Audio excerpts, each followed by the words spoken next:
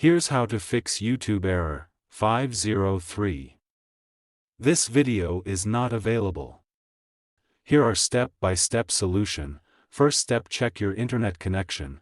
Ensure that you have a stable and active internet connection. Switch to a different Wi-Fi network or cellular data if possible. Second step: clear the cache and data of YouTube app. To do this, long press on YouTube app. Tap on info icon and find storage, then tap on clear cache. And tap on clear data, confirm to clear it, then go back and find permission. Allow all the permissions. Check if your problem have solved or not. Fourth step: update the YouTube app. To do this, tap on Play Store or App Store. Search for YouTube. Check if there is update, so update it. Fifth step: restart your device.